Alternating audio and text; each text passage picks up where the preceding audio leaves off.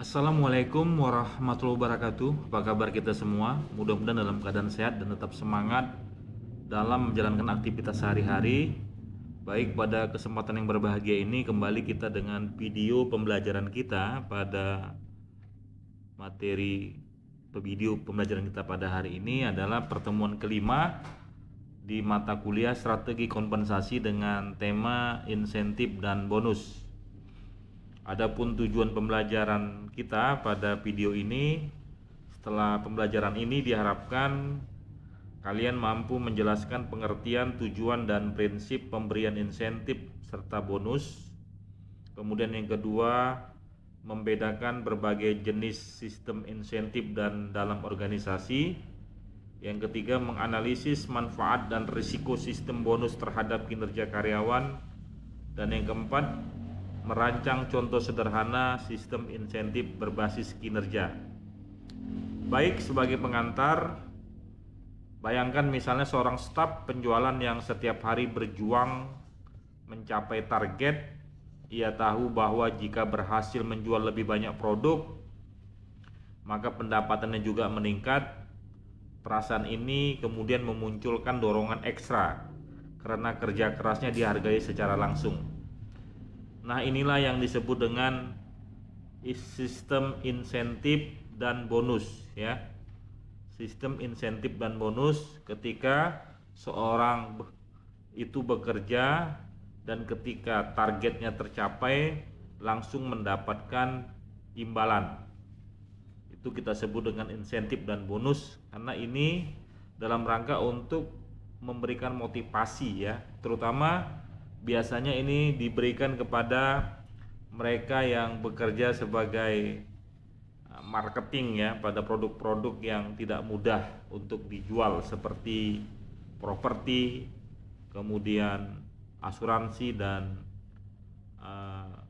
kartu kredit, ya, serta produk-produk lainnya. Jadi kalau gaji adalah bahan bakar wajib, ya, kalau insentif adalah turbonya yang membuat mesin kinerja melesat lebih cepat. Adapun pengertian insentif dan bonus, ya, insentif adalah tambahan kompensasi finansial yang diberikan kepada karyawan atas prestasi melebihi standar yang ditentukan. Jadi adalah tambahan kompensasi karena ada prestasi yang melebihi standar, itu insentif. Sedangkan bonus adalah penghargaan, ya, yang biasanya diberikan secara periodik, apakah dia bulanan, triwulan, atau tahunan sebagai hasil pencapaian target dari organisasi. Jadi menurut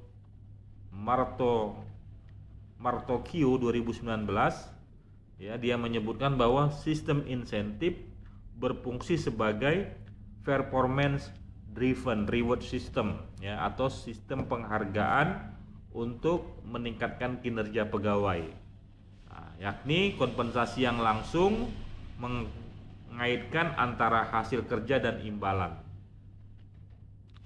Jadi adapun yang menjadi tujuan dan fungsi insentif tentunya adalah ini meningkatkan motivasi kerja agar karyawan terdorong mencapai target. Ini yang pertama.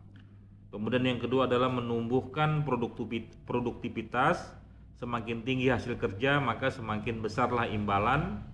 Kemudian yang ketiga adalah mendorong kompetisi secara sehat, ya, karena dengan adanya insentif dan bonus ini tentu akan memberikan satu semangat yang luar biasa kepada pegawai untuk lebih produktif, sehingga akan terjadi kompetisi yang sehat dan fair antar sesama karyawan.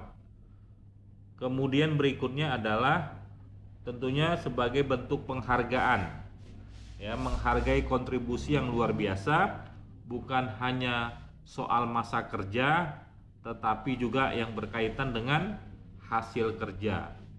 Dan yang kelima adalah menjaga loyalitas karyawan berprestasi. Mereka merasa dihargai dan diakui. 5 hal inilah yang menjadi tujuan dan fungsi insentif. Nah, sedangkan jenis-jenis insentif, jadi ini ada yang namanya matriks ya. Matriks dari jenis-jenis insentif. Pertama ada jenisnya, kemudian keterangan, kemudian contoh penerapan. Nah, misalnya yang pertama adalah individual insentif. Ini diberikan kepada karyawan perorangan berdasarkan prestasi pribadinya. Contoh penerapannya misalnya komisi penjualan, bonus per produk yang terjual. Kemudian ada grup insentif. Kalau grup insentif ini berdasarkan kinerja tim ataupun departemennya. Biasanya berupa bonus proyek, reward dan dari bonus proyek, reward untuk tim marketing. Kemudian ada yang namanya organization wide incentive. Ini artinya berdasarkan hasil keseluruhan perusahaan ya. Nah, ini profit sharing, bonus tahunan perusahaan. Kemudian yang terakhir adalah non financial incentive. Ini tidak berbentuk uang tetapi penghargaan ataupun fasilitas ya. Ini biasanya piagam penghargaan, promosi jabatan atau liburan gratis. Kemudian kita lanjutkan, yang keempat adalah sistem bonus di organisasi. Jadi bonus seringkali diberikan secara periodik dan terikat pada pencapaian ya, target bisnis.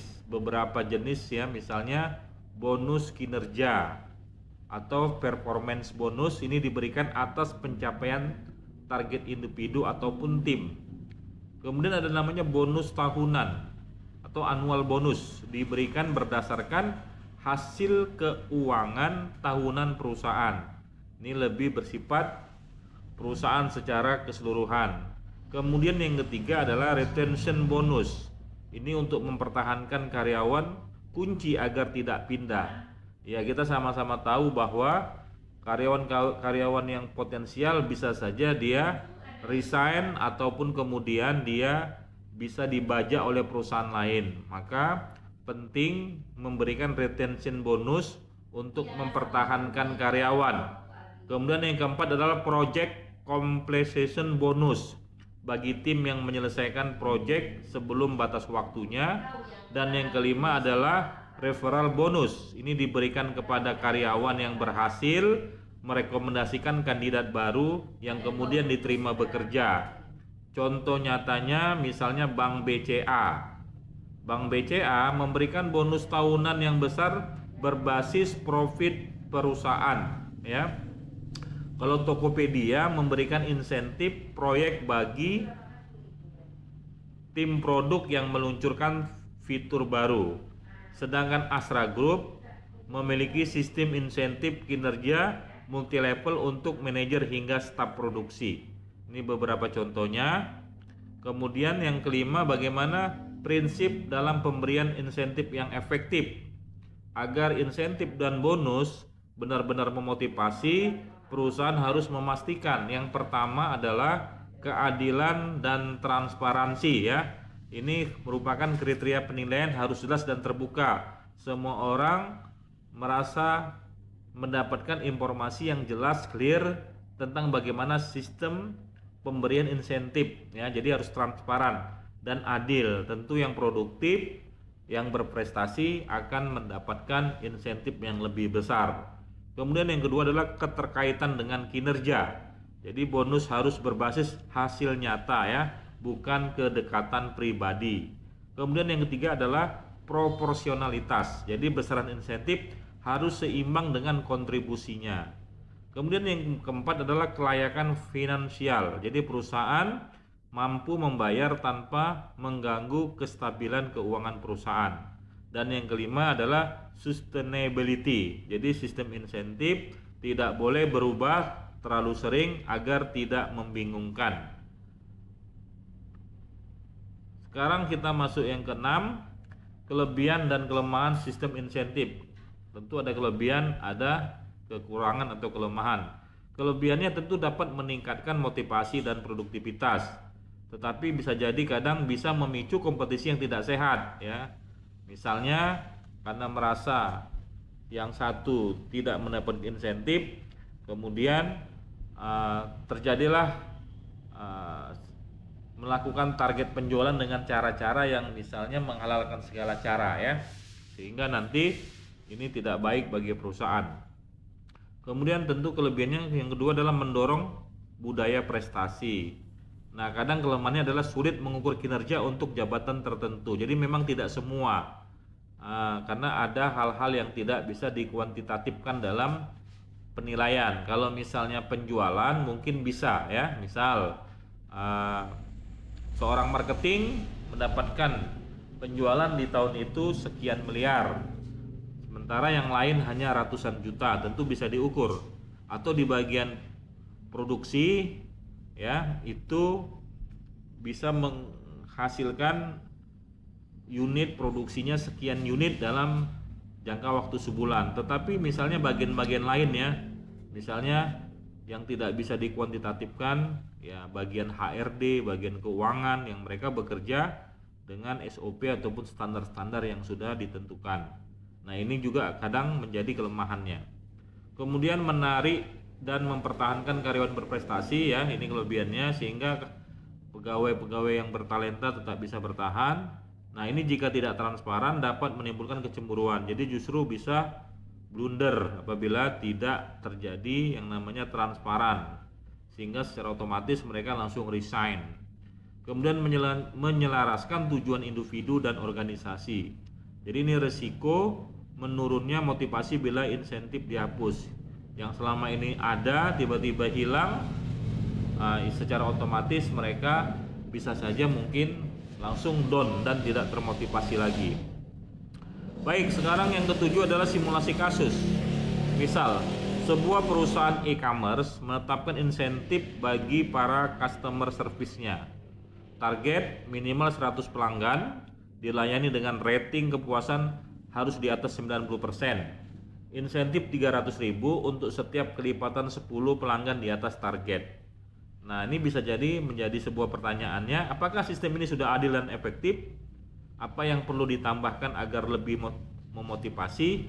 Nah, ini nanti menjadi tugas kalian di dalam pertemuan kelima ini yang harus dijawab di adlinknya masing-masing. Baik, kesimpulan ya, insentif dan bonus adalah jembatan antara kinerja dan penghargaan. Ini jembatan ya, berarti jembatan jalan ataupun cara agar adanya kinerja dan penghargaan. Jadi ketika dikelola dengan transparan dan adil, keduanya bukan sekedar tambahan uang, tetapi simbol kepercayaan, apresiasi, keinginan organisasi untuk tumbuh bersama karyawannya. Jadi perusahaan yang baik itu adalah perusahaan yang memang sama-sama ingin tumbuh ya, berkembang ke puncak kejayaannya bersama karyawan. Maka semua orang harus diapresiasi karena SDM adalah aset terbesar organisasi, sehingga dengan semangat yang tinggi kinerja akan baik ya, dengan insentif yang juga layak, mereka semuanya fokus dan bisa bekerja untuk mendapatkan kejayaan dan keunggulan di dalam perusahaan yang mereka ada di dalamnya. Baik, itu saja materi kita pada pertemuan kelima ini. Kalau nanti ada yang kurang paham bisa didiskusikan di grup WA kita. Terima kasih. Saya akhiri dengan wassalamualaikum warahmatullahi wabarakatuh.